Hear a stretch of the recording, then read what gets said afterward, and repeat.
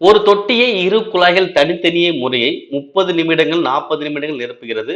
மற்றொரு குழாய் நீர் நிரம்பிய தொட்டியை 24 நிமிடத்தில் காலி செய்யும்.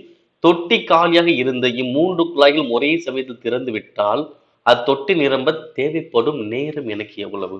ஓகே, மொத்தம் எத்தனை குழாய் இருக்கு? 3 குழாய் இருக்கு. ஓகே, அப்ப என்ன வச்சுக்கலாம்? ஃபர்ஸ்ட் குழாய் ஏன்னு வச்சுக்கலாம். எவ்வளோ? 30.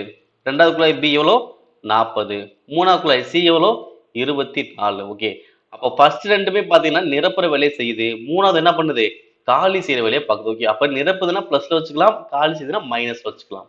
ஓகே, இப்ப கண்டுபிடிக்கலாமா? அப்ப இந்த 3 குழாயும் ஒரே இடத்துல திறந்து விட போறாங்க. ஓகே, அப்ப 3 நம்பர் கொடுத்து கேட்டாங்க அப்படின்னா ஏ பிளஸ் பி பிளஸ் மைனஸ் சின்னு போடுங்க. ஓகே, ஏ பிளஸ் பி மைனஸ் என்ன இரண்டுமே நிரப்புது, இது வந்து காலி செய்யுது. ஓகே, இப்போ என்ன பண்ண போறோம்னா இந்த 3 நம்பருக்குமே எல்சிஎம் கண்டுபிடிக்கணும். 30, 40, 24. இதுக்கு எல்சிஎம் வரும் 120 வரும். ஓகேங்களா? இப்ப 30 இருந்து எதை பக்கம் 120? 4 பெருக்குனா 120 பிளஸ் அடுத்து 40 இருந்து எதை பக்கம் 120? 3 பெருக்குனா 120. அடுத்து 20 இருந்து எதை பக்கம் 120? 5 பெருக்குனா 120.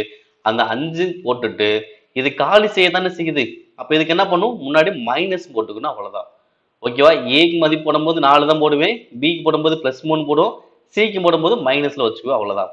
அப்ப 120 பை இதை கூட்டின வரும் 4 3 7 7 5 போச்சுன்னா 2. அப்ப 120 பை 2 எவ்வளவு வரும்? 60 நிமிடங்கள். ஆன்சர் 60 நிமிடங்கள். 60 நிமிடங்கள் சொல்லலாம், இல்லைன்னா 1 மணி நேரம் கூட சொல்லலாம். ஓகேங்களா? ஓகே, ஸோ காலி செய்துன்னு செய்யும் சொல்லலாம், அதோட மதிப்பு மட்டும் மைனஸ்ல வச்சுக்கணும். ஓகே.